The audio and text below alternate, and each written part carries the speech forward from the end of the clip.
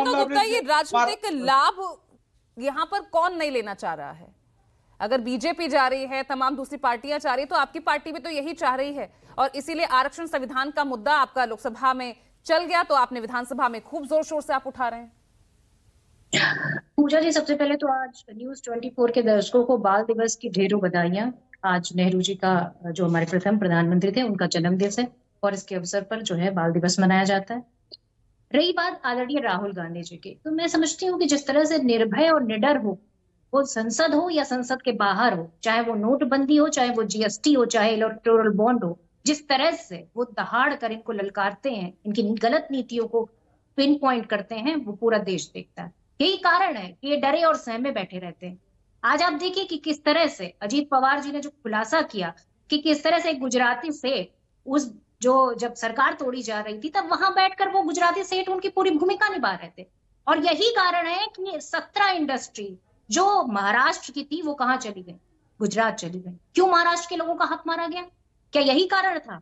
और इसके अलावा आप दूरदर्शिता देखिए, इससे पहले अभी नवंबर के मंथ में आदरणीय राहुल गांधी जी ने अपना एक पूरा लेख लिखा, जिस लेख में उन्होंने लिखा कि ईस्ट इंडिया कंपनी की तरह कुछ कंपनी है जो देश में मोनोपोली कर रही है, और वो मोनोपोली साफ साफ दिखती है।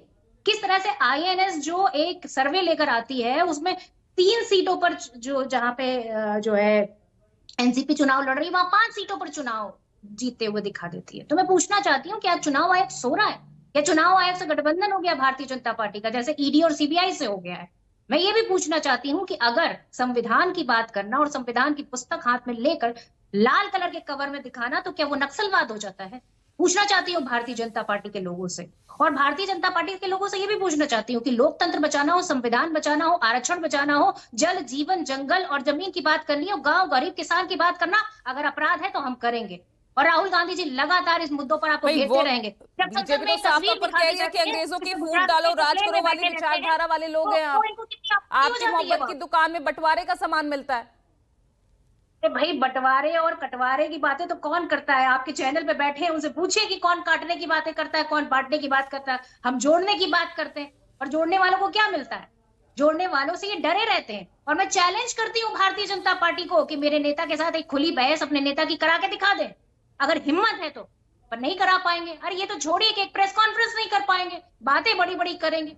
आप महाराष्ट्र के चुनाव में जाइए ना, पूछिए किसानों की क्या हालत, महिलाओं की क्या हालत है, बच्चों की क्या हालत है, वहां पर नहीं बता पाएंगे। जॉब की बात करेंगे, जवाब दीजिए सुशील व्यास जी। महाराष्ट्र चुनाव है, विधानसभा लोकल चुनाव है, इतनी समस्याएं हैं, बावजूद हम बटेंगे कटेंगे संविधान और आरक्षण इसी पर टिके हैं।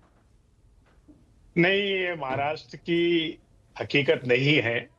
महाराष्ट्र के चुनाव विकास के मुद्दे पे हो रहे हैं। महाराष्ट्र के चुनाव जो वर्तमान सरकार ने जिस तरह से जन कल्याण